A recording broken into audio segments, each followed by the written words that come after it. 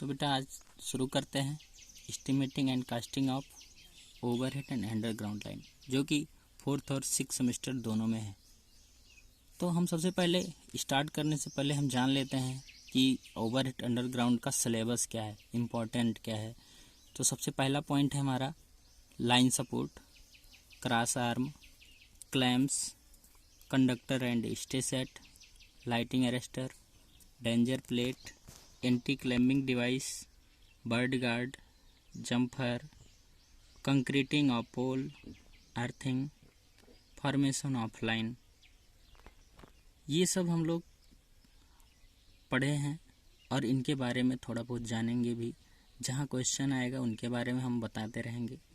आज हम लोग जान लेते हैं, मान लेते हैं आपसे पूछ लिया कि लाइन सपोर्ट होता क्या है ना, यह कितने प्रकार का होता है, किसी एक का वर्णन करो। तो आप लोग जानते हैं यदि इन सभी के को लिखकर बताया जाए तो बहुत बड़ा वीडियो हो जाएगा। तो आप लोग एक काम करिएगा, TDEP से अथवा ड्राइंग में स्पेसिफिक है वहाँ पर तो होगा, आप लोग वहाँ से पढ़ लीजिएगा। यह बहुत इम्पोर्टेंट है, कुछ भी पूछ सकता है। तो ज़्यादा समय को वेस्ट ना करते हुए ओवरहेड लाइन पर एक प्रश्न को किया जाए, लेकिन ऊपर के सभी पॉइंट को फिगर सहित पढ़ लीजिएगा, जरूर लिख लीजिएगा। This is a very very important. तो चलिए हम प्रश्न को शुरू करते हैं। एक प्रश्न दिया हुआ है, प्रश्न में क्या कह रहा है कि एक 11 kV 50 hertz 3 phase exciting line से 1.6 किलोमीटर लंबी 11 kV 3 फेज की लाइन से लगने वाली सामग्री के मूल्य की गणना कीजिए। जबकि कंडक्टर ACSR है, इनका स्पेसिफिकेशन भी है।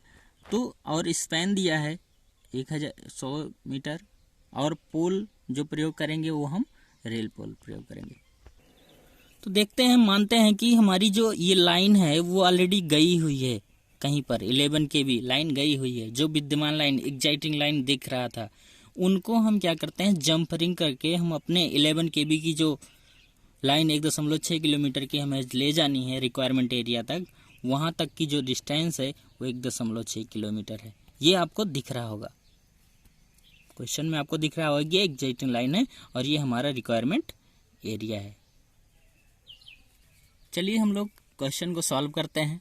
तो क्वेश्चन को सॉल्व हम कैसे करते हैं, जो दिया है उनको हमने लिख लिया, और लिखने के तुरंत बाद हमारा पहला स्टेप होता है किसी भी क्वेश्चन का पूर्वानुमान निकालना, लिखना। तो पूर्वानुमान में हमने माना कि जो लाइन पोल है वो 10 मीटर का है। ऑलरेडी दिया है क्वेश्चन में कि जो रेल पोल प्रयोग में लाना है, तो उनकी ऊंचाई हमने कितना माना है, 10 मीटर। लाइन का एंड पोल टर्मिनल पोल होगा।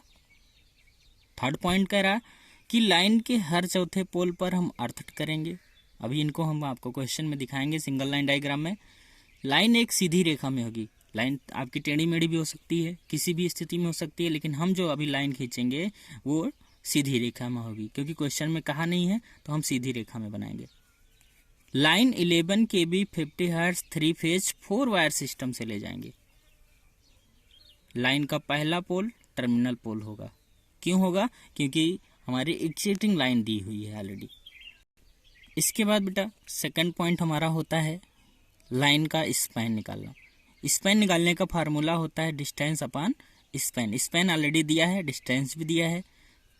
स्पैन कितना है, 100, और डिस्टेंस क्या है, 1.6 किलोमीटर। इनको हम मीटर में चेंज कर लेंगे तो हमारा आ जाएगा स्पैन की वैल्यू क्या आ जाएगी, 16।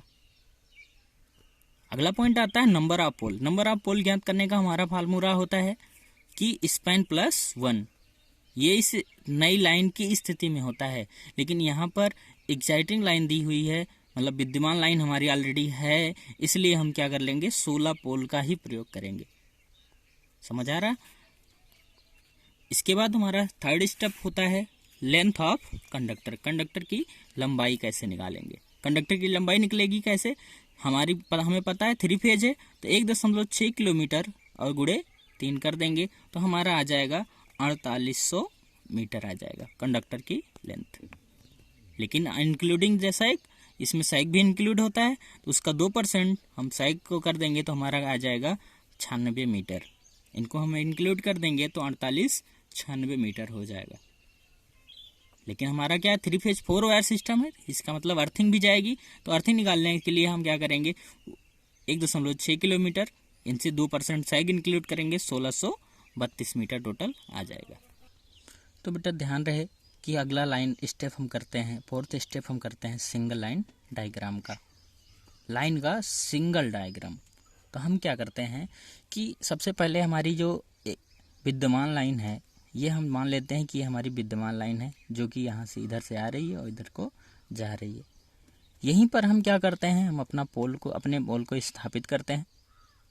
अपनी पोल जो है, अब इस पोल पे हम क्या, अपना स्टे सेट लगाकर हम अपने 16 जितना हमारा भी स्पैन आया, नंबर ऑफ पोल आए हैं, उन पोलों को हम ऐसे ही दिखा देते हैं। यहाँ से यहाँ तक देख रहे होंगे, 1 2 3 4 5 6 7 8 9 10 11 12 13 14 15 और 16 पोल आपके सामने दिख रहे होंगे। हमने पूर्वानुमान में माना है कि हर चौथे पोल पर हम अर्थ करेंगे। तो हमने पहले पे किया, फिर चौथे पे किया, फिर 8वें पे किया, फिर 12वें पे किया, फिर 16वें पे हमने इनको कर दिया है। देख रहे होंगे आप लोग, हमने पिछले वीडियो में जब सर्विस कनेक्शन को पढ़ा तो उन सब में सभी लोगों का बहुत बेहतर रिस्पांस रहा था।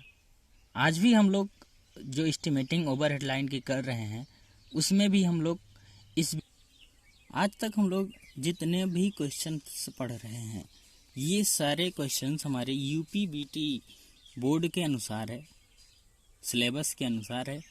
ऐसा ही क्वेश्चन हर बार पेपर में पूछा जा रहा है और उसी के अकॉर्डिंग हम आज भी सारे प्रश्न को सॉल्व कर रहे हैं।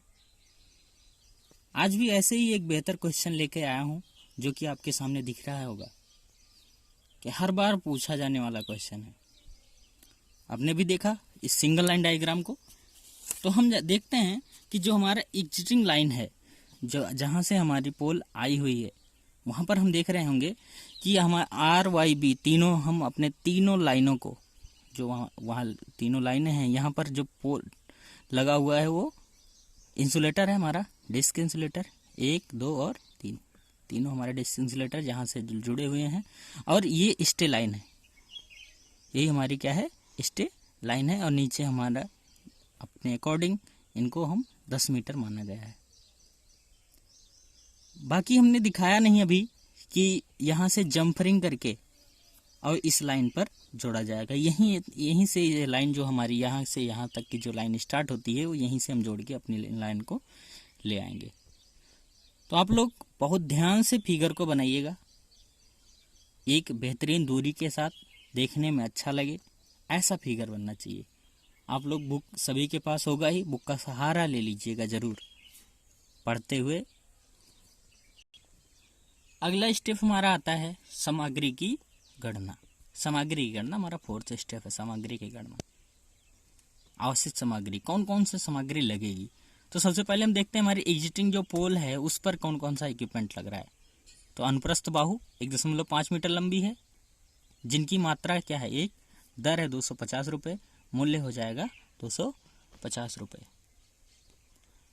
नेक्स्ट पॉइंट है 11 kV pin insulator with fitting, इनकी मात्रा कितनी होगी 2, दर होगा 90 रुपये, मूल्य हो जाएगा 180 रुपये। 11 kV डिस्क इंसुलेटर की संख्या कितनी होगी 2, 1 होगा 95 का, मूल्य हो जाएगा 190 रुपये। नेक्स्ट पॉइंट आता है स्टे सेट, इनकी भी मात्रा 2 होगी, 1 600 का हो जाएगा, कंप्लीट मूल्य 1200 रुपये हो जाएगा। अनुप्रस्थ बाहु क्लैंप की संख्या कितनी होगी 1, दर है 30 रुपये, मूल्य हो जाएगा 30 रुपये। Earth wire clamp with bolt, इनकी संख्या कितनी होगी 1, दर होगा 15 रुपये, मूल्य भी हो जाएगा हमारा 15 रुपये। 5 mm एल्यूमिनियम बंधक तार होगा, इनकी मात्रा 4.5 मीटर होगी, दर 2 रुपये हो गया, मूल्य हो जाएगा 9 रुपये। जम्फर जो यूज करेंगे हम लोग 7.5 मीटर इनकी मात्रा होगी, दर होगा 8 रुपये, मूल्य हो जाएगा 60 रुपये। रेल पोल जो कि 11 मीटर लंबा है, 10 मीटर लंबा है, वो हमारी उनकी संख्या कितनी है 16, दर जो हो जाएगी 2100 रुपये, कंप्लीट मूल्य होगा 33,000 600 रुपये। बी टाइप अनुप्रस्थ बाहु क्लैंप, ये इनकी मात्रा कितनी होगी 15, दर 300 रुपये, कंप्लीट मूल्य हो जाएगा 4500। अगला पॉइंट आता है हमारा एफ क्लैंप, इनकी मात्रा कितनी है 15, दर हो जाएगा 30, मूल्य हो जाएगा 4500 रुपये। 11 kV pin insulator with clamp, इनकी मात्रा है 45, दर है 90, मूल्य हो जाएगा 40-50। 11 kV डिस्क इंसुलेटर की संख्या कितनी है 3, दर हो जाएगा 95 रुपये, मूल्य हो जाएगा 250। ACSR की मात्रा, ACSR कंडक्टर की मात्रा हो जाएगी 48, दर हो जाएगा 8, मूल्य हो जाएगा 38,784। GI अर्थवायर, इनकी मात्रा जो है 1632, दर हो जाएगा 3, मूल्य हो जाएगा 4896। बारबेट वायर, इनकी मात्रा है 80 मीटर, दर हो जाएगा 1.55, मूल्य हो जाएगा 120 रुपये। 5 mm एल्यूमिनियम बंधक तार जो होगा वो हो जाएगा 72 मात्रा, दर होगी 2 रुपये, मूल्य हो जाएगा 144 रुपये। अर्थ क्लैंप की संख्या मात्रा होगी 16, दर हो जाएगा 15, मूल्य हो जाएगा 240 रुपये। अर्थ क्लैंप जो होगा इनकी मात्रा क्या इतनी होगी 16, दर हो जाएगा 15, मूल्य हो जाएगा 240 रुपये। स्टे सेट मात्रा 2, दर 600, मूल्य 1200 रुपये हो जाएगा। अर्थिंग सेट, इनकी मात्रा 2, दर 1200, मूल्य हो जाएगा 6000। डेंजर प्लेट विथ क्लैंप, इनकी मात्रा होगी 17, ये 30 रुपये में उपलब्ध होंगे, 510 रुपये हो जाएगा। खंभों की कंक्रीटिंग हम आवश्यकता अनुसार 2000 रुपये लगा लेंगे। नट बोल्ट वाशर आवश्यकता अनुसार 45 रुपये का हो जाएगा। लाइटिंग अरेस्टर एक 3000 रुपये का हो जाएगा। कंप्लीट जो लागत आती है वो आपके सामने दिख रहा होगा। कंप्लीट मूल्य, श्रम मूल्य, आकस्मिक व्यय, परिनिरीक्षण व्यय, कुल मिला के कुल लागत हमारी आती है 1,48,481.2 रुपये। तो आप लोग इस मूल्य को ध्यान में न दीजिएगा, नई मूल्य कुछ भी हो सकती है, कुछ ज़्यादा कुछ कम, और हमने अपने अकॉर्डिंग इन मूल्यों को लिखकर निकाला हुआ है। इस वीडियो में बस इतना ही। नेक्स्ट वीडियो में हम लोग ओवरहेड लाइन पर एक और प्रश्न को सॉल्व करेंगे। आप सभी लोग चैनल को सब्सक्राइब कर लो जिससे नेक्स्ट क्लास लाइव चल सके। धन्यवाद।